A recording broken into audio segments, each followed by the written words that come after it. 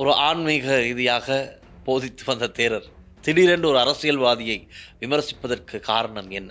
தாயின் மார்பிலே வாய் வைத்து பால் குடித்து வளர்ந்த ராமநாதன் அர்ஜுனா அவர்களே, சற்று யோசியுங்கள், நான் என் வாயால் பேசுவது சரியா பிழையா?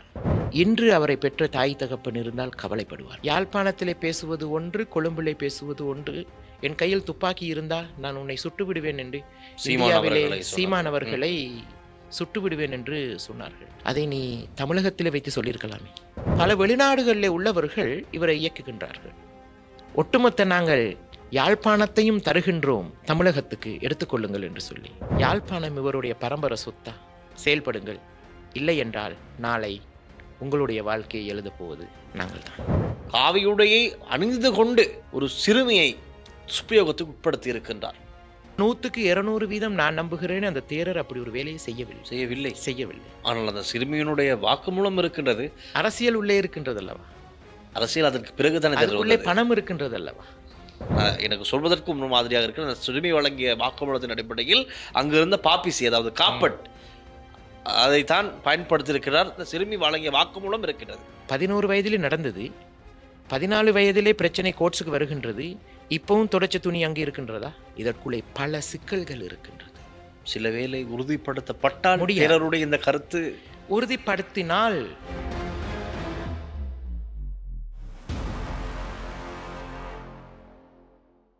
துர்கா லக்ஷ்மி வீடியோ கால் ஜோதிடம். எந்த பிரச்சனையாக இருந்தாலும் வீடியோ கால் மூலம் சரி செய்யப்படும். அனைத்து பிரச்சனைகளுக்கும் 11 நாட்களில் தீர்வு. லங்காஸ்ரீ நேர்களுக்கு வணக்கம். இன்று லங்காஸ்ரீயின் நேருக்கு நேர் நேர்காணல் நிகழ்ச்சியில் மிகவும் பிரபலமான தமிழ் பேசக்கூடிய ஒரு தேரர் நம்மோடு இணைந்திருக்கிறார். நாங்கள் இதற்கு முன்பதாகவும் ஒரு நேர்காணல் செய்திருக்கின்றோம்.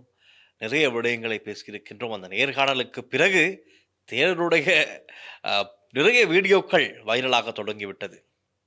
ஆகவே இன்று நாங்கள் இன்னும் பல புதிய விடயங்களை பேச தயாராகி இருக்கின்றோம். மிக முக்கியமாக தற்போது தமிழ் பேசும் அரசியல்வாதிகள் ஒரு சிலருடைய செயற்பாடுகள் குறித்த தேரர் அவருடைய ஃபேஸ்புக் பக்கத்திலே ஒரு காணொளி ஒன்றை பதிவிட்டிருந்தார். பிரபலமாகவே வைரலானது, நிறைய பேரால் பேசப்பட்டது, பகிரப்பட்டது. அது இன்றும் நாங்கள் அது சம்பந்தமாகவும் பேசப்போகின்றோம். அதே போல இன்று இலங்கையில் ஒரு சில தேரர்கள் அவருடைய செயற்பாடுகள் மிகவும் கவலைக்குரிய, வேதனைக்குரிய விடயங்களாக மாறி இருக்கின்றது. அது சம்பந்தமாகவும் நாங்கள் பேச தயாராக இருக்கின்றோம். இனவாத ரீதியான பிரச்சனைகள், மதவாத ரீதியான பிரச்சனைகள், இப்படி நிறைய விஷயங்கள் பேசுவதற்கு இருக்கின்றது. விவரமாக பேசலாம். இன்று எங்களுடைய கலையகத்திற்கு வருகை தந்திருக்கின்றார் பகவந்தலாவே ராகுல தேரர். வணக்கம் சார். வணக்கம். எப்படி இருக்கீங்க? சுகமா இருக்கிறேன். மகிழ்ச்சி. 2வது தடவையாக லங்காஸ்ரீயில் உங்களை நான் நேர்காணல் செய்வது குறித்து. நிச்சயமாக மிக்க நன்றி.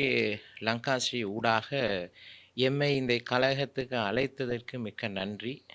உங்களுக்கும் நன்றி, கழகத்திலே உள்ளவர்களுக்கும் நன்றி. ரைட். தேரர் அவர்களே, நாங்கள் இறுதியாக நீங்கள் போட்ட வீடியோவோடதே பேசுவோம். உண்மையாகவே பாராளுமன்ற உறுப்பினர் ராமநாதன் அர்ச்சுனா சம்பந்தமாக நீங்கள் ஒரு காணொளி ஒன்றை பதிவிட்டிருந்தீர்கள். எல்லாருமே ஷேர் பண்ண ஆரம்பிச்சிட்டாங்க. நிறைய கருத்துக்கள் பதிவிட ஆரம்பிச்சிட்டாங்க. பார்க்கும் போது எல்லாமே உங்களுக்கு ஆதரவாக தான் இருக்குது. உங்களுடைய கருத்து சரி அப்படிங்கிறதான் இருக்குது. ஒரு ஆன்மீக ரீதியாக போதித்து வந்த தேரர் திடீரென்று ஒரு அரசியல்வாதியை விமர்சிப்பதற்கு காரணம் என்ன? நிச்சயமாக லங்காஸ்ரீ நேர்களுக்கும் உங்களுக்கும் மனமார்ந்த நன்றிகள். என்னுடைய பெயர் பகவந்தலாவராக உள்ள தேரர். இலங்கையிலே தமிழ் மொழியிலே, சிங்கள மொழியிலே ஆன்மீக தர்ம போதனைகளை போதிப்பதோடு மதம் கடந்த மனித நேயத்தை போதிக்க வேண்டும் என்றது என்னுடைய நோக்கம். இந்த நாட்டிலே நான் நாடு பூராக பயணிக்கின்றேன், எல்லோரையும் பார்க்கின்றேன். ராமநாதன் அர்ஜுனா என்கிற இந்த வைத்தியர் பாராளுமன்றம் வரும்போது பெரும் சந்தோஷப்பட்டேன். நான் தனிப்பட்ட ரீதியாக என்னுடைய வாழ்க்கையில் நான் சந்தோஷப்பட்டேன். காரணம், யுத்தம் முடிந்து விட்டது. அதன் பிறகு வந்த தலைவர்கள் சரியான முறையில் செயல்பட்டிருந்தாலே இன்றைக்கு வடகிழக்கு வல்லரசு ஆகியிருக்கும், வடகிழக்கு சிங்கப்பூர் ஆகியிருக்கும். காரணம், ஒரு ஷொப்பிங் பேக்கிலே உடுப்பை எடுத்துக்கொண்டு பல வெளிநாடுகளுக்கு போன உறவுகள் பட்ட கஷ்டங்களும் வேதனைகளும் துன்பங்களினூடாக சம்பாதித்த பணம் இலங்கைக்கு கொடுத்தார்கள். வெளிநாடுகளிலிருந்து கொடுத்த டொலர், பிராங்க் எல்லாம் இந்த வடகிழக்கிலே சரியான முறையில் தலைவர்கள் செயல்படுத்தியிருந்தால் இன்று வடக்கு கிழக்கு வல்லரசு ஆகியிருக்கும், சிங்கப்பூர் ஆகியிருக்கும், சுவிட்சர்லாந்து ஆகியிருக்கும். ஆனால் அப்படி நடக்கவில்லை. ஏங்கிக் கொண்டு பார்த்து கொண்டிருந்த நாட்களில் ராமநாதன் அர்ஜுனா என்கிற ஒருத்தர் பாராளுமன்றத்துக்கு வருகின்றார். அவர் ஒரு படித்தவர், பட்டதாரி, ஒரு வைத்தியர். நாங்கள் என்னதான் மதங்களை பற்றி பேசினாலும் எங்கள் உடம்புக்கு நோய் வந்தால் போய் வைத்தியரிடம் நாங்கள் சரணடைய வேண்டும். உலகத்தில் எத்தனை கடவுள் இருந்தாலும், எத்தனை சமயங்கள், எத்தனை ஆன்மீகவாதிகள் இருந்தாலும், நோய் என்று வரும்போது வைத்தியரிடம் நாங்கள் எல்லாம் தோத்து விடுகின்றோம். ஆனால் வைத்தியர் இயற்கைக்கு முன்னால் தோத்து விடுகின்றார். அப்போ சந்தோஷப்பட்ட காலங்களிலே ஆரம்பத்திலிருந்தே அவர்களை நான் பார்த்து கொண்டு கவனித்து, ஆனால் இன்ன வரைக்கும் நான் ராமநாதன் அர்ஜுனா அவர்களை சந்தித்தது கிடையாது, பேசினது கிடையாது, நேருக்கு நேர் சந்தித்தது கிடையாது. ஆனால் நான் நினைத்திருந்தேன் ஒரு நாள் இவரை சந்திக்க வேண்டும், இவருக்கும் சில ஆலோசனைகள் கொடுப்போம் என்று. அதன் பிறகு அவருடைய நடவடிக்கைகள், அவருடைய பேச்சுகள் எல்லாம் பார்க்கும்போது நான் யோசித்தது, இன்று அவரை பெற்ற தாய் தகப்பன் இருந்தால் கவலைப்படுவார்கள். யுத்த காலத்திலும் நான் பட்ட கஷ்டங்கள் இன்று பலன் இல்லாமல் போய்விட்டது. என் மகன் வைத்தியராகி பாராளுமன்றம் போயும் மக்களுக்கான சரியான ஒரு நல்ல கருத்துக்களை அங்கே பகிர்ந்து கொள்ளவில்லையே என்று. அவர் அங்கே பாராளுமன்றத்தில் பேசக்கூடிய ஒவ்வொரு விஷயங்களும் மக்களுக்கு நன்மையை கொடுக்கவில்லை. அவருக்கு ஓட் பண்ணி பாராளுமன்றம் அனுப்பிய மக்களுடைய பிரச்சனைகள் என்ன, குறைகள் என்ன என்றதை அங்கே அதை தான் அவர் பேசி தீர்க்க வேண்டுமே ஒழிய அதை தாண்டி பேச வேண்டிய அவசியம் இல்லை. அடுத்து அவரை பைத்தியம் என்று சொன்னார்கள், மனநோய் என்று சொல்லிவிட்டார்கள். காரணம், யாழ்ப்பாணத்திலே பேசுவது ஒன்று, கொழும்பிலே பேசுவது ஒன்று, தமிழிலே பேசுவது ஒன்று, சிங்களத்திலே பேசுவது ஒன்று. அதை தாண்டி தமிழகத்திலே போய் அங்கே நின்று கொண்டு அங்கே மீடியாவுக்கு பேசியது மாபெரும் தவறு. இரண்டாவது, பாராளுமன்றம் வந்து பாராளுமன்றத்திலே இருந்து கொண்டு என் கையில் துப்பாக்கி இருந்தால் நான் உன்னை சுட்டு விடுவேன் என்று இந்தியாவிலே சீமான் அவர்களை சுட்டு விடுவேன் என்று சொன்னார்கள். அதை நீ தமிழகத்திலே வைத்து சொல்லியிருக்கலாமே, சீமான் அவர்களை சுட்டு விடுவேன் என்று. சொல்ல முடியாது, சொல்லியிருந்தால் முடிஞ்சது. சீமானவர்களை சுடுவதற்கு இவர் யார்? சீமானவர்களை சுடும் அளவுக்கு சீமான் ராமநாதன் அர்ஜுனாவுக்கு செஞ்ச பிரச்சனை என்ன? ஒன்றுமில்லை. அப்பொழுது இதெல்லாம் பார்த்து விட்டு தான் நான் யோசித்தேன், நான் ஒரு தமிழ் பேசும் துறவியாக இதை நான் பேச வேண்டும் என்று. காரணம், இன்று இலங்கையிலே வாழுகின்ற சிங்கள மக்களுக்கு புத்த சாசனம், மகா சங்கேர்களும் ஒரு தலைமைத்துவம் கொடுத்தார்கள். தமிழ் பேசக்கூடிய ஒரு துறவியாக நான் நினைத்தேன், இலங்கையிலே வாழுகின்ற உலகெங்கும் வாழக்கூடிய தமிழ் பேசும் உறவுகளுக்கு நான் ஒரு தலைமைத்துவமாக இருக்க வேண்டும், ஆன்மீகவாதியாக இருக்க வேண்டும், நல்ல போதனைகளை வழங்க வேண்டும், நாளை பிறக்கும் குழந்தைக்கு நல்லதொரு சமுதாயத்தை உருவாக்கி வைத்துவிட்டு போக வேண்டும். அப்போதான் என் வாழ்க்கையில் இறுதி நிப்பானம் கிடைக்கும். இதெல்லாம் பார்த்து விட்டு தான் நான் பேசினேன் முகநூல் ஊடாக. ராமநாதன் அர்ஜுனா அவர்களே, சற்று சிந்தியுங்கள், சற்று யோசியுங்கள். ஒரு நாளைக்கு 1/2 மணி நேரம் அமர்ந்து தியானம் செய்யுங்கள். உங்கள் மனதோடு நீங்கள் பேசுங்கள். அப்பொழுது தெரியும் உங்களால் இந்த நாட்டுக்கு நடந்தது நல்லது என்ன, கெட்டது என்ன என்று. அதன் பின் இவருக்கு பின்னாலே பல வெளிநாடுகளிலே உள்ளவர்கள் இவரை இயக்குகின்றார்கள். பல வெளிநாடுகளிலே இருந்து கொண்டு அரசியல் செய்கின்றார்கள். அவர்களுக்கு நான் ஒரு கருத்தை சொல்ல வேண்டும். பல வெளிநாடுகளிலே இருந்து கொண்டு டிக்டாக் ஊடாகவும், யூடியூப் ஊடாகவும், ஃபேஸ்புக் ஊடாகவும் அரசியல் செய்பவர்கள் அரசியல் செய்வதற்கு முன் தன்னை பற்றி யோசிங்கள், தன் குடும்பத்தை பற்றி யோசிங்கள், தன் தாயை பற்றி யோசிங்கள், தன் மனைவியை பற்றி யோசிங்கள், தன் குடும்பத்தை பற்றி யோசிங்கள். அதன் பிறகு தன் நாட்டை பற்றி யோசியுங்கள்.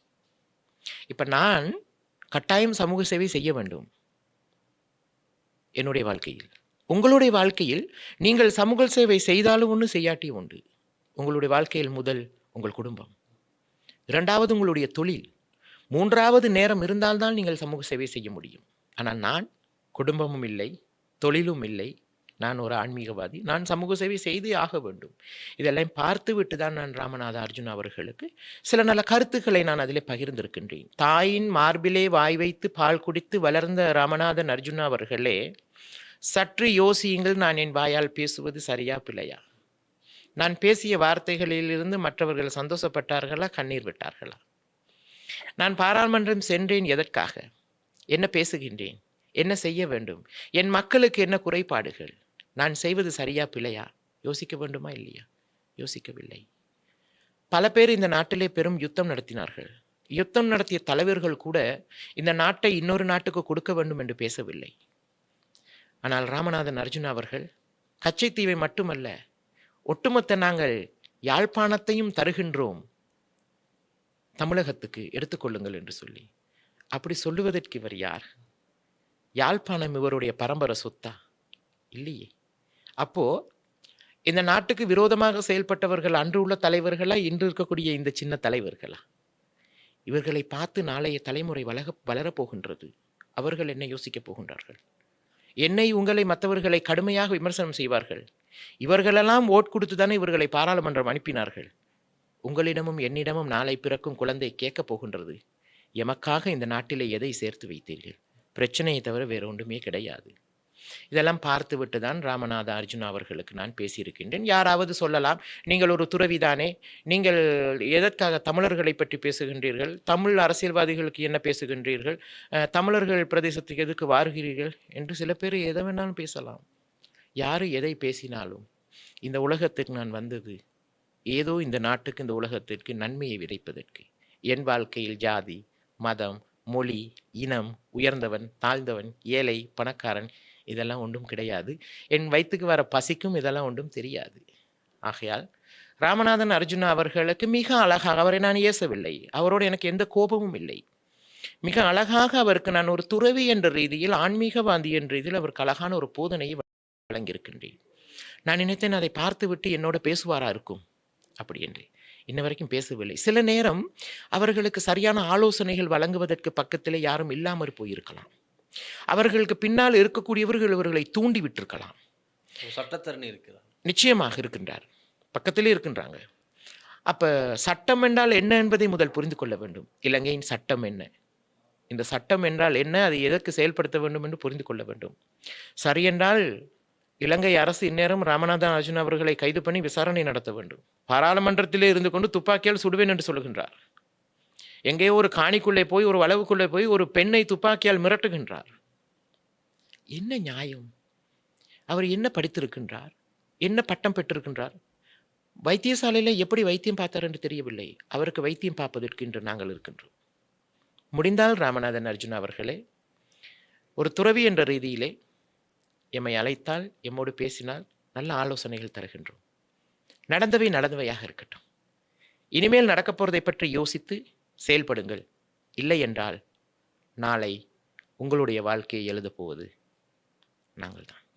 ஆனால் இப்படி சொன்னாலும் கூட திரர் அவர்களே, சமூக வலைதளங்களில் இப்படியும் ஒரு கருத்து இருக்கின்றது. வரப்போகின்ற மாகாண சபை தேர்தலில் முதலமைச்சர் வேட்பாளராக ராமநாதன் அர்ஜுனா அவர்கள் நிற்கப் போவதாக ஒரு கதை இருக்கிறது. காரணம், இவர் பார்லமெண்ட் உறுப்பினர் பதவியிலிருந்து விலகிவிட்டு அவரிடம் எப்பொழுதுமே அவர் கூட இருக்கின்ற பெண் சட்டத்தரணி அவர்களை பார்லமெண்டம் அனுப்பிவிட்டு இவர் மாகாண சபை தேர்தலில் போட்டியிடப் போவதாக ஒரு தகவல். ஒருபோதும் என்ன செய்ய வேண்டும்? நடக்காது. காரணம், அவர் போட்டியிட வேண்டும் வடக்கிலே, கிழக்கிலே போட்டியிட முடியாது, கொழும்பிலே போட்டியிட முடியாது, வடக்கிலே தான் போட்டியிட வேண்டும். நான் நினைக்கின்றேன், இப்போ உள்ள இளம் சமுதாயம் அவ்வளவு முட்டாள்தனமான வேலைகளை செய்ய மாட்டார்கள். அந்த எலெக்ஷன்ல மிக அழகான தெளிவான ஒரு பாடத்தை வடக்கு மக்கள் அவருக்கு பாடம் எடுப்பார்கள். இருந்தும் கூட அவருக்கு மீண்டும் பாராளுமன்றம் போகவும் முடியாது, வேற எந்த இடத்துக்கும் அவருக்கு போக முடியாது. காரணம், அவர் விதைத்தது அப்படி இருக்கின்றது, அவருக்கு பின்னால் அறுவடை அப்படி வரப்போகின்றது. அது மட்டுமல்ல, வடக்கை கிழக்கை ஒட்டுமொத்த இலங்கையும் எடுத்துக்கொண்டால் அரசியல் என்பது வாயில் கூட வரக்கூடாது என்று நான் நினைக்கின்றேன். அவ்வளவு அசடு இலங்கை அரசியல். இருந்தும் கூட வடக்கையும் கிழக்கையும் பற்றி நான் அதிகமாக பேசியதுக்கு காரணம், யுத்தம் முடிந்தக்கு பிறகு வடகிழக்கிலே உள்ள தலைவர்கள் வடகிழக்கை மிக சிறப்பாக அழகாக கொண்டு செல்ல வேண்டும் என்று நினைத்திருந்தால் செய்திருக்கலாம் அல்லவா? இன்று வடகிழை கிழக்கிலே மதுபானம் அதிகரித்து கொண்டு போய் கொண்டிருக்கின்றது. போதைப்பொருள் அதை தாண்டி போய் கொண்டிருக்கின்றது. இளம் வாலிப சமுதாயம் கல்வியில் கீழே விழுந்து கொண்டு, முதல் மலையகத்திலேயும் எமக்கு படித்துக் கொடுத்த ஆசிரியர்கள் வடகிழை கிழக்கிலிருந்து வந்தவர்கள். ஆனால் இன்று வடகிழை கிழக்கிலே கல்வி குறைந்து கொண்டே போகின்றது. மதுபானம் போதை வஸ்து அதிகரித்து கொண்டே போய் கொண்டிருக்கின்றது. இன்றைக்கு பெண்களுக்கு பாதையில் போவதற்கான பாதுகாப்பு இல்லை. கணவன் மனைவியை கொள்ளுகின்றான், மனைவி கணவனை கொள்ளுகின்றான். இப்படியான ஒரு தவறான ஒரு சமுதாயம் உருவாகி கொண்டு போய் கொண்டிருக்கின்றது. இதை அரசியல்வாதிகளும் கணக்கெடுப்பதில்லை, ஆன்மீகவாதிகளும் கணக்கெடுப்பதில்லை, சமய தலைவர்களும் கணக்கெடுப்பதில்லை. அவரவர்களுடைய பசிக்கு அவரவர்களுக்கு உணவு கிடைச்சால் போதும் என்று நினைத்து கொண்டிருக்கின்றார்கள். ஆனால் அது தவறு. அப்படி செய்ய முடியாது. அதே போல் ராமநாதன் அர்ஜுனா அவர்களுக்கு அவர் யோசித்து சிந்தித்து செயல்படாவிட்டால் அடுத்த எந்த ஒரு எலெக்ஷன்லையும் அவருக்கு கிடைக்க போகிறது கிடையாது. நான் நினைக்கின்றேன் வெசாக் தினங்கள் நெருங்கி கொண்டிருக்கின்றது. வெசாக்கை முன்னிட்டு லங்காஸ்ரீ செய்த இந்த நேர்காணல் நிகழ்ச்சி பல அரசியல்வாதிகளுக்கு ஒரு நல்ல அதாவது போதனையாக நிச்சயமாக இந்த 2570வது வெசாக் கௌதம் புத்த பகவான் இந்த உலகத்திலே பிறந்து அதன் பிறகு ஞானம் பெற்று அதுக்கு பிறகு 80வது வயதிலே பரிநிர்வாணம் அடைந்தது. இந்த மூன்றும் நடந்து முடிந்து 2570வது வெசாக் பௌர்ணமி தினத்தை கொண்டாடுவதற்கு தயாராக இருக்கின்றோம். இதிலே இந்த போதனைகள் எல்லாருக்கும் பொருந்தும். இதை கேட்டு ஒரு நாளைக்கு 1/2 மணி நேரம் அமைதியாக உட்கார்ந்து தன்னை பற்றி யோசித்து தன் மனதோடு தான் பேசினால் தன்னுடைய குறைகள் என்னென்று தனக்கே தெரியும். ஆகவே பார்லமெண்ட் உறுப்பினர் ராமநாதன் அர்ச்சுனா, உங்களுக்கும் சரி, உங்களை போன்ற ஏனைய அரசியல்வாதிகளுக்கும் சரி, நல்ல ஒரு போதனை, ஆன்மீக ரீதியான ஒரு போதனையை ராகுல தேரர் அவர்கள் இன்று எங்களுடைய நேர்காணல் மூலமாக வழங்கியிருக்கின்றார். மனம் மாறுவதற்கு ஒரு நல்ல சந்தர்ப்பம். இதை கேட்டு மனம் மாற முயற்சியுங்கள் என்று கூறிக்கொண்டு அடுத்த விஷயத்துக்கு நான் புத்தன் சொல்லுகிறார், இந்த உலகத்தில் தவறு செய்யாதவர்கள் யாருமே கிடையாது. உங்களை குறை சொல்லும் அளவுக்கு நான் நல்லவன் கிடையாது, என்னை குறை சொல்லும் அளவுக்கு நீங்கள் நல்லவன் கிடையாது. எல்லார் மத்தியிலும் தவறுகள் நடக்கின்றது. அந்த தவறை தவறு என்று புரிந்து கொண்டு மீண்டும் அந்த தவறை செய்யக்கூடாது என்று பயணிப்பதுதான் மனிதன். அதுதான் 6வது அறிவு. அதை தெரிந்து புரிந்து நடந்து கொள்ளுங்கள். இறுதி சொர்க்கம் கிடைக்கும், நிப்பானம் கிடைக்கும், ஆத்மா விமோச்சனமும் கிடைக்கும். ரைட். அடுத்த விடயம் என்னவென்றால் தேரர் அவர்களே, இலங்கையில் இப்போ அதிகமாக பேசப்படுற ஒரு விடயம், இந்த அரசாங்கத்தின் கீழ், இந்த ஆட்சியின் கீழே புத்த சாசனம் அவமரியாதைக்குட்படுத்தப்படுகின்றது என்பது அதிகமாக இப்போ சொல்லப்படுகின்றது. தேரர்கள் கேவலமாக பார்க்கப்படுகின்றார்கள். இந்த காவி உடை ஒரு அவமரியாதைக்குட்படுத்தப்பட்டு வருகின்றது, இதற்கு இந்த ஆட்சியாளர்கள் தான் காரணம் அப்படி என்று பல தேரர்கள் வாய்ஸ் கட்டுகள் மூலமாக சொல்வதை எங்களுக்கு அவதானிக்கூடியதாக இருக்கின்றது. அதே போல அதோடு சேர்த்து நான் இதையும் கேட்கின்றேன், எல்லா ஆசைகளையும் திறந்து விட்டு காவியுடையை எடுத்து அணிந்து கொண்டு முறையாக ஆன்மீக ரீதியாக ஆன்மீக பயணத்தை ஆரம்பிக்கிறார்கள் தேரர்கள். அப்படி இருந்தும் கூட ஒரு 70-80 வயது ஆகின்ற ஒரு தேரர் காவியுடையை அணிந்து கொண்டு காம இச்சை காரணமாக, அந்த காம ஆசை காரணமாக ஒரு சிறுமியை துஷ்பிரயோகத்துக்கு உட்படுத்தி இருக்கின்றார். படுமோசமான ஒரு செயல், யாராலும் ஏற்றுக்கொள்ள முடியாது. இப்பொழுது இந்த விடயம் பரபரப்பாக பேசப்படுகின்றது. ஆனால் அந்த தேரர் இப்பொழுது பிணையில் வெளியே இருக்கின்றார். அட்டமஸ்தான தலைமை தேரர், மிக முக்கியமான ஒரு உயர் பீடம் அது. இந்த விடயத்தை ஒரு தேரராக நீங்கள் எப்படி பார்க்கின்றீர்கள்? நான் நிச்சயமாக உங்களுடைய கருத்தை அவளோடு எதிர்பார்த்து, நான் மாத்திரமல்ல இந்த நேர்காணலை பார்க்கின்ற பலரும் இந்த விடயம் சம்பந்தமாக உங்களுடைய கருத்து என்ன என்பதை கேட்டுக்கொள்ள தயாராக இருக்கின்றார்கள். நிச்சயமாக அருமையான கேள்வி. இந்த பிரச்சனை கோர்ட்ஸிலே நீதவான் முன்னிலையிலே இருப்பதால் இதை பற்றி நாங்கள் அதிகமாக பேசுவதற்கு எங்களுக்கு தடை ஒன்று. ஆனால் சில கருத்துக்களை சொல்ல வேண்டும். புத்த பகவான் சொல்லுகின்றார், ஒரு நாட்டிலே பௌத்த சமயம் இருப்பதாக இருந்தால், துறவிகள் இருப்பதாக இருந்தால், ஆனால் அந்த நாட்டுக்கென்று ஒரு சட்டம் இருந்தால் அந்த சட்டத்திற்கு உள்ளேதான் துறவிகளும் வாழ வேண்டும் என்று. அன்று புத்த பகவான் போதிச்ச தர்மத்தை தான் இன்று ஒவ்வொரு நாடுகளிலும் சட்டமயமாக்கியிருக்கின்றார்கள், பஞ்சம பாதகங்கள். இந்த தேரர் என்ற ரீதியில் நான் பார்க்கின்றேன், நீங்கள் சொன்னீர்கள் என்று காவியை தரைக்குறவாக பார்க்கின்றார்கள் என்று. அது பாப்பர்களுடைய பிழை. காரணம், இதை விட மோசமாக நடந்தது புத்த பகவான் வாழ்ந்த காலத்தில். காரணம், ஒரு பெண் தன் வயிற்றுக்குள்ளே தலகணியை வைத்து கொண்டு வந்து சபையில் கூறுகின்றார், நான் கர்ப்பமாக இருக்கின்றேன், அதற்கு காரணம் கௌதம் புத்த பகவான் தான் என்று சொல்லி என்ன செய்திருப்பார்கள்? புத்தனா இப்படி ஒரு வேலையை செய்து விட்டார் என்று இதை விட பேசினார்கள். புத்த பகவானிடம் அழகாக போதனைகளை கேட்டுக்கொண்டிருந்தவர்கள் இந்த விஷயத்தை பார்த்துவிட்டு திடீர்னு எழும்பி விட்டு புத்த பகவானை சபைக்கு தொடங்கிவிட்டார்கள், ஏச தொடங்கிவிட்டார்கள், அடிப்பதற்கு தொடங்கிவிட்டார்கள். புத்த பகவான் எதற்குமே அஞ்சவில்லை. அவர் என்ன சொல்லுகின்றார்? நீதி ஜெயிக்கும், நியாயம் ஜெயிக்கும், தர்மம் ஜெயிக்கும். ஒரு சில நேரங்களுக்கு முடிந்த பிறகு அந்த அரண்மனைகளுக்குள்ள எங்கேயோ இருந்த ஒரு எலி வந்து அந்த பெண்ணின் உடைக்குள்ளே பூந்து கடிக்க தொடங்கிவிட்டது. இந்த பெண் அந்த வயிற்றில் உள்ள தலகாணி எடுத்து வீசிவிட்டார். புத்த பகவான் பார்த்து சிரித்தார். எல்லாரும் காலில் விழுந்து மன்னிப்பு கேட்டார்கள். புத்த பகவான் அன்றே சொன்னார், கண்ணால் பார்ப்பதும் போய், காதால் கேட்பதும் போய், தீர விசாரிக்க வேண்டும் என்று தீர விசாரித்து கொண்டிருக்கின்றார்கள்.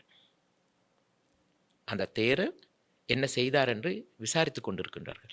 ஆனால் 100க்கு 200% நான் நம்புகிறேன், அந்த தேரர் அப்படி ஒரு வேலையை செய்யவில்லை. ஆனால் அந்த சிறுமியினுடைய வாக்குமூலம் இருக்கின்றது. அரசியல் உள்ளே இருக்கின்றது அல்லவா? அரசியல் அதற்கு பிறகுதான் அதுக்குள்ளே பணம் இருக்கின்றது அல்லவா? இந்த உலகத்திலே வாழ்வதற்கு பணம் தேவை இல்லையா? நான் சொல்லுகின்றேன். அப்பொழுது மன்னிக்கவும், நான் குறுக்கிடுவதற்கு, அந்த சிறுமியிடம் முதலில் வாக்குமூலம் பெறுகிறார்கள். சிறுமி அந்த இடத்தில் சொல்கிறார், அட்டமஸ்தான தலைமை தேரருடைய அறையில் என்னை அழைத்திருக்கிறார். இன்னும் ஒன்று உறுதியாக இருக்கின்றது, தேரரிடமிருந்து குறித்த சிறுமிக்கு 88 தடவைகள் போன் கால் சென்றிருக்கின்றது. அதுவும் உறுதிப்படுத்தப்பட்டிருக்கின்றது. ஆனால் இன்னும் டிஎன்ஏ பரிசோதனை மேற்கொள்ளப்படவில்லை. அவற்றும் மேற்கொள்ளப்படும். ஆனால் சிறுமியிடம் கேட்ட போது என்ன அந்த அறை எங்க இருந்தது, அந்த அறையில் என்னென்ன இருக்கின்றது என்பதை கேட்டதற்கு சிறுமியும் அதெல்லாம் பதில் கூறியிருக்கிறார். அழைத்து சென்று காண்பித்த போது அதெல்லாம் அப்படியே இருந்திருக்கின்றது. அதே போல எனக்கு சொல்வதற்கு முன் மாதிரியாக இருக்கிற அந்த சிறுமி வழங்கிய வாக்குமூலத்தின் அடிப்படையில் அங்கிருந்த பாப்பிசி, அதாவது காப்பட், அதைத்தான் பயன்படுத்தியிருக்கிறார் துடைப்பதற்கு கூட என்று அந்த சிறுமி வழங்கிய வாக்குமூலம் இருக்கின்றது. ரைட். இப்போ நீங்க எங்களுடைய விகாரைக்கு வாரீங்க, உங்களோட உங்கள் மகளும் வருது. நான் என்னுடைய அறையிலே இருக்கின்றேன். நீங்கள் வரும்போது வரலாமா என்று கேட்கும்போது நான் என்ன சொன்னேன்? நீங்கள் ஒரு ஆண் தானே, வாங்க. அப்போ நீங்கள் வரும்போது உங்களுடைய மகளையும் கூட்டிக் கொண்டு தான் வருகிறீர்கள். அப்பொழுது பார்க்கும்போது என்னுடைய அறையிலே என்னென்ன இருப்பது என்பது உங்களுக்கு தெரிந்து கொள்ள முடியும், உங்களுடைய மகளுக்கும் தெரிந்து கொள்ள முடியும். பேசிவிட்டு செல்லுகின்றீர்கள். என்னோடு எங்களுடைய விகாரையில் இன்னொரு தேரர் இருக்கின்றார். அவருக்கு ஒரு ஆசை வருகின்றது, நான் அட்டமஸ்தானாதிபதி ஆக வேண்டும் என்று சொல்லி. அப்ப அவர் என்ன செய்வார்? என்னை வீழ்த்த வேண்டும், என்னை அதிலிருந்து வெளியேற்ற வேண்டும். அந்த இடத்துக்கு அடுத்ததாக யார் ஒரு வருவதற்கு இருக்கிறார்களோ அவர்கள் தான் அந்த இடத்துக்கு வருவார்கள். இதுக்குள்ளே பல சூழ்ச்சிகள் இருக்கின்றது. இதற்குள்ளே பதவி ஆசை உள்ளவர்கள், பண ஆசை உள்ளவர்கள், இதை வைத்து அரசியல் செய்பவர்கள் என்ற இதற்குள்ளே பல சிக்கல்கள் இருக்கின்றது. சில வேளை உறுதிப்படுத்தப்பட்டால் முடியாது. இந்த கருத்து உறுதிப்படுத்தினால் நிச்சயமாக நாட்டின் சட்டம் அவர் மீது நடவடிக்கை வேண்டும். நிச்சயமாக நானும் சொல்லுகின்றேன், அவர் செய்திருப்பார் என்று நான் நம்பவில்லை. காரணம், நாம் இலக்கில் நம்ப முடியாது. காரணம், யாருமே நம்ப முடியாது. இந்த நாட்டிலே யாருமே நம்பவும் முடியாது. நீ கோர்ட்ஸிலே அவருக்கு தண்டனை கொடுக்கும் வரை யாரும் தண்டனை கொடுக்கவும் முடியாது. அவரை பற்றி பேசுபவர்கள் எல்லாரும் நல்லவர்களும் இல்லை. ஒன்றை புரிந்து கொள்ள வேண்டும். அப்போ அவர் செய்யவில்லை. செய்திருந்தால் இந்த நாட்டிலே சட்டம், உங்களுக்கும் ஒரே சட்டம், எனக்கும் ஒரே சட்டம் தான். இது நிலைநாட்ட வேண்டும். அந்த இடத்தில் நாங்கள் இருக்கின்றோம்.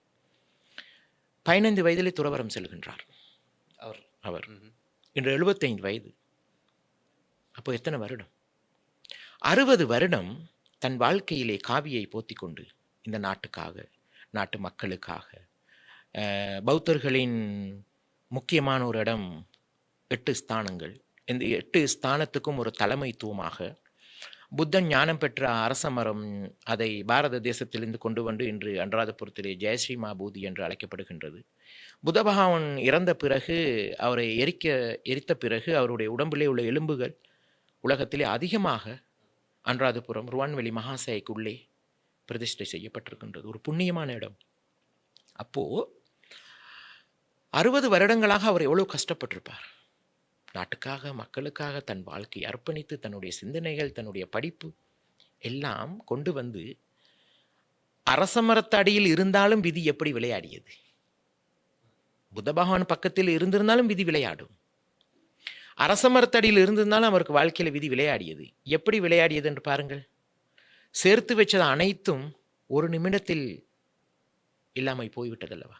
அவர் சேர்த்து வைத்தது அனைத்தும் ஒரு நிமிடத்தில் இல்லாமல் போய்விட்டது. ஆகையால் அவர் தப்பு செய்திருந்தால் தண்டனை நிச்சயமாக அவருக்கு கொடுக்க வேண்டும். அதிலிருந்து யாரும் தப்ப முடியாது. இருந்தும் நான் கூறுகின்றேன், என்னுடைய கருத்தின்படி அவர் செய்திருக்க மாட்டார் என்று. காரணம், சொல்லுகின்றார்கள் அங்கே துடைக்கப்பட்டது இங்கே துடைக்கப்பட்டது என்று சொல்லி.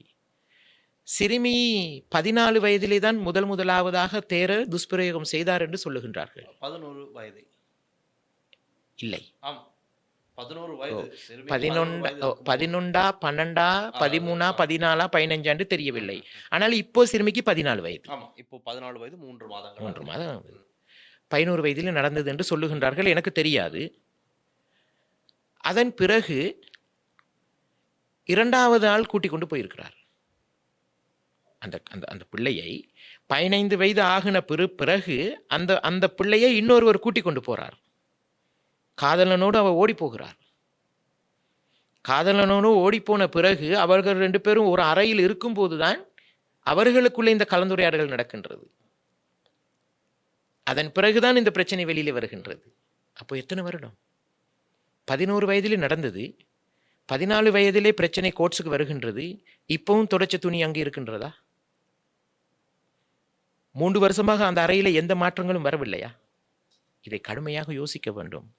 ஆகையால் இந்த நேரத்தில் என்ன சொல்லுகின்றேன்? புத்தன் சொல்லுகின்றார், இந்த காவியை ஒரு நாளும் கரையாக்க முடியாது. காவியின் பிழை இல்லை, புத்த சாசனத்தின் பிழை இல்லை, அது ஒரு தனிநபரின் பிழை. இந்த காவியை நிச்சயமாக இந்த காவியை உடுத்தியிருந்தால் உடம்புக்கு தெரியாது இந்த உடம்பு துறவியாகி இருக்குன்னு சொல்லி. இந்த காவி என்பது உடம்பை மூடுவதற்கு மட்டும்தான். துறவரத்துக்கும் காவிக்கும் எந்த இதுவும் கிடையாது. புத்தன் சொல்லுகின்றார், முதலாவதாக நீ மனரீதியாக துறவரம் செல்ல வேண்டும்.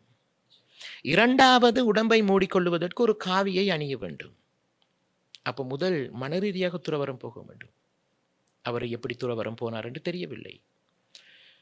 சாசனத்தின் மீது யாரு குறை சொல்ல முடியாது. பௌத்த தர்மத்தின் மீது யாரு குறை சொல்ல முடியாது. காவி உடையின் மீது குறை சொல்லவும் இயலாது.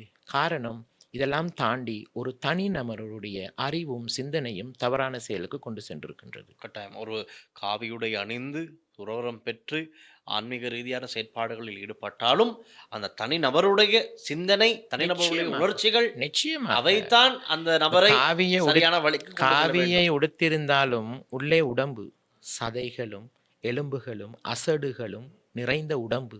இந்த உலகத்திலே ஒவ்வொரு மனிதனுக்கும் உணர்வுகள் என்பது நிச்சயமாக உண்டு. புத்தன் என்ன சொல்லுகிறார் தெரியுமா? உன்னால் வாழ்க்கையில் முடிந்தவரை இந்த உணர்வுகளை கட்டுப்படுத்துவாயாக.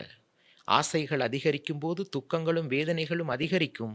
முதலாவது உன் வாழ்க்கையிலே ஆசைகளை கட்டுப்படுத்துவாயாக, உணர்வுகளை கட்டுப்படுத்துவாயாக என்று புத்தன் சொல்கின்றார்.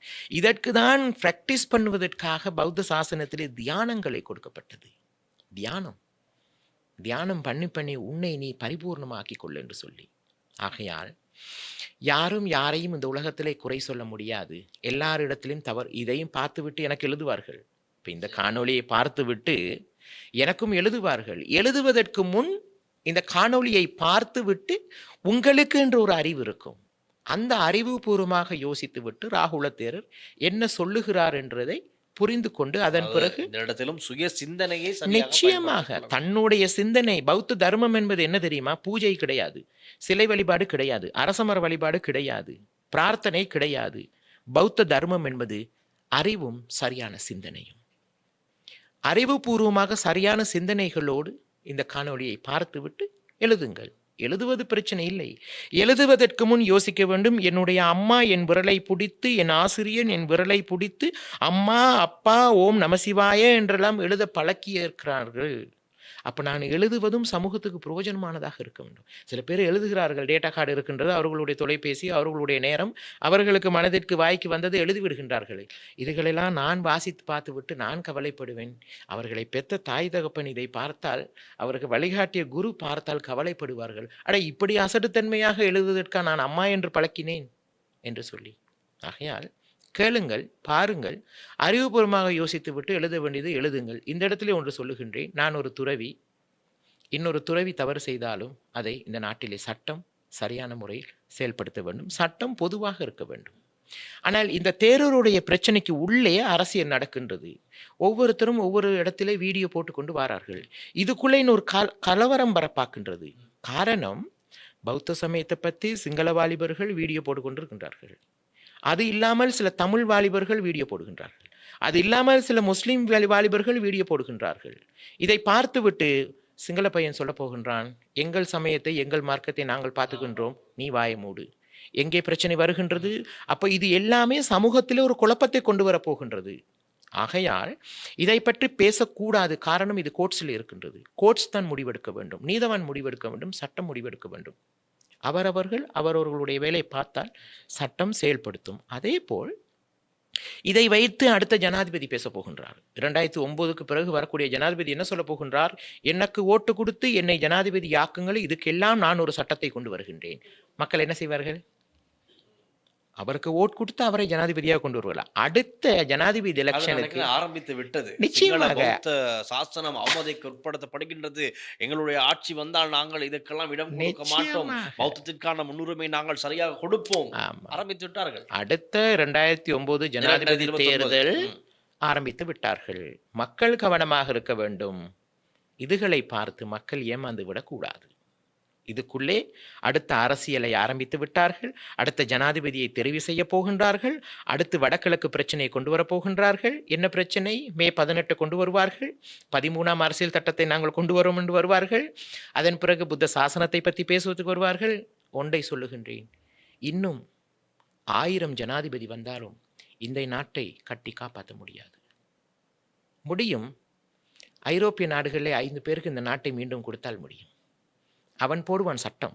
அந்த சட்டத்திற்கு இவர்கள் அவர் பெரும் அடிமை வேண்டும். அப்பொழுது இந்த நாட்டை குட்டி சுவிட்சர்லாந்தாளாக கொண்டு வர முடியும். காரணம், நான் சுவிட்சர்லாந்து போனபடியாக சொல்லுகின்றேன், அவர்களிடத்தில் இந்த நாட்டை கொடுங்கள் என்று சொல்லி. ஒரு தவறு நடந்து இந்த நாட்டிலே. வெள்ளக்காரன் இந்த நாட்டை விட்டு போனதுதான் குத்தம்.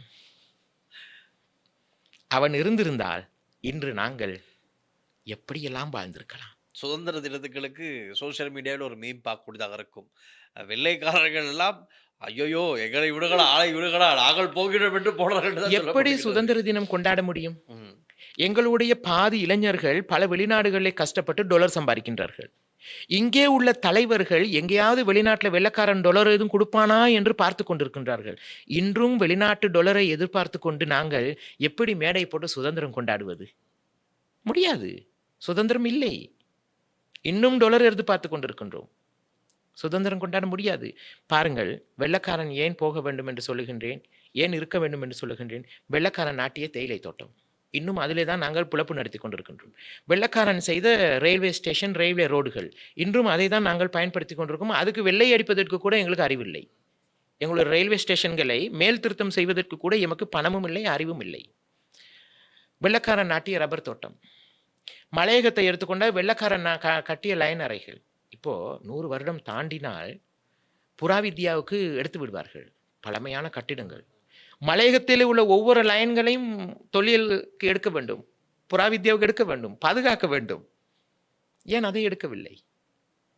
ஆகையால் எங்கே பார்த்தாலும் சூழ்ச்சி, எங்கே பார்த்தாலும் அரசியல், எங்கே பார்த்தாலும் பணம், எங்கே பார்த்தாலும் இனவெறி. இது இன்னும் 1000 வருடங்கள் போனாலும் இந்த நாட்டை கட்டி எழுப்ப கஷ்டம். தேரர் அவர்களே, மே 18 இந்த மே 18 சோசியல் மீடியாவில் காணக்கூடியதாக இருக்கிறது. எவ்வளவு வன்மத்தோடு இந்த சமூகம் கண்களிலே கண்ணீர் வருகின்றது. உண்மைக்குமே ஒரு பக்கம் வடக்கு கிழக்கிலே பெற்றோர்கள் அவர்களுடைய உறவினர்களை நினைத்து 2 கொண்டாட்டம், கவலையாக ஒரு கொண்டாட்டம், சந்தோஷமாக ஒரு கொண்டாட்டம். ஒரே நாட்டிலே, இந்த குட்டி நாட்டிலே 2,20,00,000 மக்கள் இருக்கக்கூடிய இந்த நாட்டிலே, பௌத்த தர்மம் பிரதானமாக இருக்க நாட்டிலே ஒரு மனிதன் கவலைப்படுவதை பார்த்து இன்னொரு மனிதன் சந்தோஷப்படுகின்றான். நிச்சயமா இதை நான் அதிகமான இடங்களிலே பேசியிருக்கின்றேன். தமிழர்கள் யோசிப்பார்கள், ராகுல தேரர் என்ன செய்திருக்கின்றார் என்று சொல்லி. திரைக்கு முன்னால் செய்ததை விட திரைக்கு பின்னால் அதிகமான சேவை செய்திருக்கின்றேன். இன்று பெரும்பான்மை மக்களோடு நான் பேசுவது, வடகிழக்கு மக்களை இராணுவம் அடித்தது, புலிகள் அடித்தது, 10க்கு பாரத தேசத்தில் இருந்து இராணுவத்தை கொண்டு வந்து போட்டும் அடித்தார்கள். அப்போ எவ்வளவு அடியை தாங்கி கொண்டு பயணித்து வந்தவர்கள். பௌத்த தேரர்களிடத்திலே நான் என்ன திரும்ப சொல்லுகின்றேன், வடக்கிலே கிழக்கிலே போய் நீ பன்சலை கட்ட வேண்டிய அவசியம் இல்லை, ம். பௌத்த கொடி நாட்ட வேண்டிய அவசியம் இல்லை, சிலை வைக்க வேண்டிய அவசியம் இல்லை. அந்த மொழியை படித்துக்கொண்டு அந்த மக்கள் மத்திக்கு போங்கள். அந்த மக்கள் மனசிலே பல காயங்கள், கஷ்டங்கள், வேதனைகள், துன்பங்கள் இருக்கின்றது. அவர்களோடு பேசுங்கள், அவர்கள் தலையை தடவி விடுங்கள், அவர்களுடைய மனதிலே உள்ள புண்ணுக்கு மருந்தாக கொடுங்கள் தர்மத்தை. உங்களுக்கு நாங்கள் இருக்கின்றோம் என்ற ஒரு உறுதிமொழியை கொடுங்கள். ஓடி போய் அவர்களுக்கு உதவி செய்யுங்கள். அவர்களுக்காகவும் நாட்டு ஜனாதிபதியிடம் பேசுங்கள். நிச்சயமா. அவர்கள் சமைத்த உணவிலே ஒரு பாகத்தை நம்மளுடைய பசியை போக்குவதற்கு தானம் கொடுப்பார்கள். வடக்கிலே கிழக்கிலே உள்ளவர்கள் தீவிரவாதிகள் அல்ல, அவர்கள் தீவிரவாதிகள் பட்டம் சூட்டப்பட்டார்கள், இன்றும் சூட்டப்படுகிறார்கள். நிச்சயமாக. ம். ஆகையால் நான் இன்று பெரும்பான்மை மக்களோட, துறவிகளோட பேசிக் கொண்டிருக்கின்றேன். அன்பாய் செல்லுங்கள், அவர்களை அரவணையுங்கள். மீண்டும் இம்மாதிரியான ஒரு யுத்தம் இந்த நாட்டிலே வரக்கூடாது. படிப்பதற்கு போக முடியாது. சுகப்பிரசவத்திலே ஒரு குழந்தையை பெற்றெடுக்கும் போது கூட வெடி சத்தம் தான் கேட்டது அந்த தாய்க்கு. அப்ப இப்படியான சூழ்நிலை இருக்கும்போது ஒரு நாட்டிலே ஒரு இனம் போட்டோவை வைத்துக்கொண்டு என் பிள்ளையை தாருங்கள் என்று தாய் கதறுகின்றது. இங்கே நாட்டை நடத்தியவர்கள் மேடை போட்டு வெடி வைத்து கொண்டாடி கொண்டிருக்கின்றார்கள்.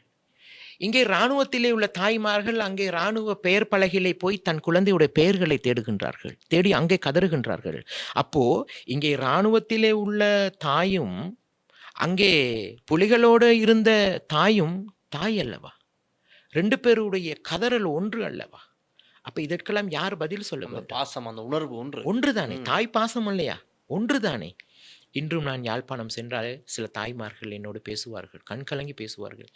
சாது அவர்களே, இணைந்து செயல்படுங்கள், எங்களுடைய பிள்ளைகளுக்கு ஒரு தலைமைத்துவத்தை கொடுங்கள், மீண்டும் இந்த நாட்டில் பிரச்சனை வரக்கூடாது என்ற 3 பிள்ளைகளை இழந்துவிட்டு இன்றைக்கு தண்ணீர் கொடுப்பதற்கு ஒரு பிள்ளை இல்லாமல் இருக்கின்றது. எனக்கு என் மனம் எப்படி இருக்கும்?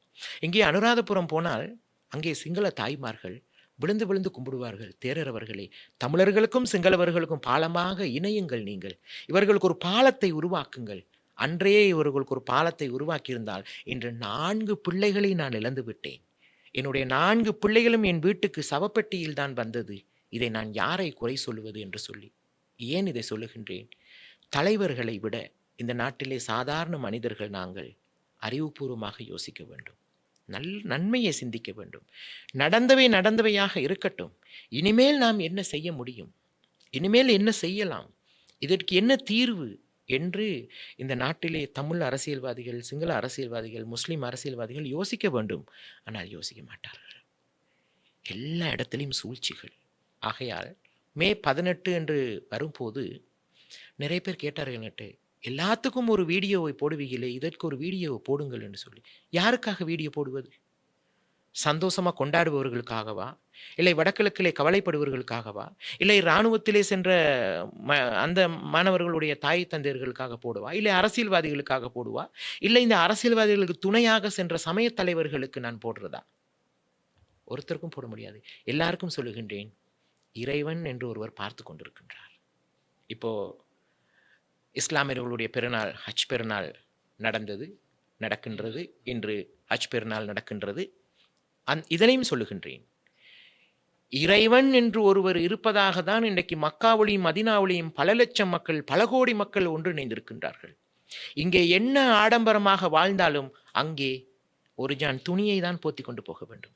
கீழே கட்டுவதற்கு ஒரு வெள்ளை புடவையும் மேலே போத்துவதற்கு ஒரு வெள்ளை புடவையும் தான் இருக்கின்றது ஒழிய அதை தாண்டி அங்கு அது ஒன்றுமே கிடையாது. மக்காவிலையும் மதீனாவிலையும் பல கோடி மக்கள் என்று ஒன்று சேர்ந்திருக்கின்றார்கள் இறைவன் இருக்கின்றார் என்ற நம்பிக்கையில். ஆனால் பொய். இறைவன் இருக்கின்றார், இறைவன் என்னை பார்த்து கொண்டு இருக்கின்றார் என்று நினைப்பவர்கள் எல்லாம் இருந்தால் இந்த உலகம் இப்படி இருக்காது. பொய் வேஷம் எல்லாமே. இந்த இலங்கையிலே பௌத்தமாக இருக்கலாம், இந்துவாக இருக்கலாம், கிறிஸ்தவமாக இருக்கலாம், இஸ்லாமாக இருக்கலாம், அதிகமானோர் வேஷம் போட்டுக் கொண்டிருக்கின்றார்கள், நாடகம் ஆடிக்கொண்டிருக்கின்றார்கள். இந்த உலகத்தில் முதலாவதாக நரகம் போவதாக இருந்தால் யார் தெரியுமா? 4 சமய தலைவர்கள் தான் போவார்கள். முதலாவதாக நரகத்துக்கு செல்லுபவர்கள் துறவிகள், மௌலவிமார்கள், ஃபாதர்மார், கோயில் குருக்கள்மார். இவர்களுக்கு பின்னால் தான் மக்கள் நரகத்துக்கு போவார்கள். ஏன்? வழிகாட்டியது நாங்கள் அல்லவா? ஆகையால் மிகவும் அறிவுபூர்வமாக சிந்தித்து நாம் இந்த சமூகத்திலே பயணிக்க வேண்டும். இல்லை என்றால் இன்னும் 500 வருடங்களுக்கு பிறகு இன்னொரு மே 18 நாம் சந்திக்க வேண்டி வரும். மிகவும் ஒரு ஆழமான அர்த்தமுள்ள பல விடயங்களை தேரர் அவர்கள் எம்மோடு பகிர்ந்து கொண்டிருந்தீர்கள். உண்மையாகவே அருகிலிருந்து கேட்ட எனக்கே ஒரு நல்ல ஒரு போதனை கேட்டதைப் போலத்தான் இருக்கின்றது. நிச்சயமாக மனம் மாறுவதற்கு நல்ல ஒரு சந்தர்ப்பம். இந்த நேர்காணல் நான் நினைக்கின்றேன் பல பேருக்கு மனம் மாறுவதற்கு ஒரு வாய்ப்பாக அமையும் என்று வெசாக் தினமும் அண்மித்துக் கொண்டிருக்கின்ற நேரத்திலே நாங்கள் இந்த நேர்காணலை ஒளிப்பதிவு செய்து உங்களுக்காக வழங்கியிருக்கின்றோம். தேரர் அவர்களே, இறுதியாக இந்த நேர்காணலை பார்த்து கொண்டிருக்கின்ற தமிழ் மக்கள், சிங்கள மக்களுக்கும் சேர்த்து நீங்கள் எங்களுடைய மக்களை பார்த்தே சொல்லக்கூடிய அந்த மெசேஜையும் சொல்லிவிட்டு நாங்கள் இந்த நேர்காணல் நினைவு கொண்டு வருவோம். நிச்சயமாக மிக்க நன்றி. லங்காஸ்ரீ ஊடகம் ஒவ்வொரு நாளும் மக்களுக்கு தேவையான கருத்துக்களை பகிர்ந்து கொள்ளும். அதேபோல் இன்று பகிர்ந்து கொள்ள கருத்தில் இறுதியாக என்ன சொல்ல வேண்டும்? ஒரு மனிதனுக்கு அறிவு தேவைப்படுகின்றது, நல்ல சிந்தனை தேவைப்படுகின்றது, அதேபோல் ஆன்மீகம் தேவைப்படுகின்றது. அதேபோல் புத்தகத்தின் அனுபவத்தை விட சமூகத்தின் அனுபவம் தேவைப்படுகின்றது. இந்த உலகத்திலே படித்த பட்டதாரிகள் அதிகரித்து கொண்டு போகின்றார்கள், படித்த அறிவாளிகள் குறைந்து கொண்டு போகின்றார்கள். ஆகையால் அன்பார்ந்த உறவுகளே, இந்த நாட்டிலே வாழுகின்ற தமிழர்களும் சிங்களவர்களும் அதேபோல் பௌத்தர்களும் இஸ்லாமியர்களும் சைவர்களும் கிறிஸ்தவர்களும் என்ற அடிப்படையில் நாம் எல்லாம் மனிதர்கள். உங்கள் மார்க்கம் உங்களுக்கு, எங்கள் மார்க்கம் எங்களுக்கு. அதை தாண்டி நாம் எல்லாம் மனிதர்கள். எங்களுடைய எல்லாத்துடைய பொறுப்பு இந்த நாட்டை கட்டி எழுப்ப வேண்டும், மனித நேயத்தை பரப்ப வேண்டும், வாழும்போதுதான் வாழ்த்த வேண்டும், வாழும்போதுதான் மரணத்தை அழகுபடுத்த வேண்டும் என்று தர்மம் சொல்லுகின்றது. ஆகையால் நடந்தவை நடந்தவையாக இருக்கட்டும், இனிமேல் நடக்கப் போறதை பற்றி யோசிப்போம் என்று கூறிக்கொண்டு இலங்கையிலே வாழுகின்ற, உலகெங்கும் வாழுகின்ற லங்காஸ்ரீ நேயர்களுக்கு எப்பவும் அமைதி கிடைக்கட்டும், பொறுப்பான வாழ்க்கை கிடைக்கட்டும், அன்பான விதைகளை விதைப்பதற்கான சிந்தனைகள் கிடைக்கட்டும் என்று கூறி வாய்ப்பளித்த உங்களுக்கும் லங்காஸ்ரீ இந்த ஊடகத்திற்கும் பார்த்து கொண்டிருக்கக்கூடிய நேயர்களுக்கும் எங்களுடைய ஆசீர்வாதத்தையும் எங்களுடைய இந்த வெசாக் பௌர்ணமி தினத்தையும் வாழ்த்துக்களையும் தெரிவித்து கொண்டு வாய்ப்பளித்த அனைவருக்கும் மீண்டும் ஒரு தடவை நன்றி கூறி விடைபெறுகின்றேன். வாழும்போது வாழ்த்துவோம், வாழும்போதே தன் மரணத்தை அழகுபடுத்துவோம். இன்று லங்காஸ்ரீயின் எங்களுடைய இந்த சிறப்பு நேர்காணல் நிகழ்ச்சிக்காக கொழும்பிற்கு வருகை தந்தீர்கள். அதே போல் எங்களுடைய அலுவலகத்துக்கு வருகை தந்து எங்களுடைய நேர்காணலுக்காகத்தான் இன்று தேரர் அவர்கள் அட்டனில் இருந்தேன்னா. நிச்சயமாக பலாங்குட பிரதேசத்திலே இருந்து இந்த காணொலிக்காக தான் நான் இன்று வந்தேன்.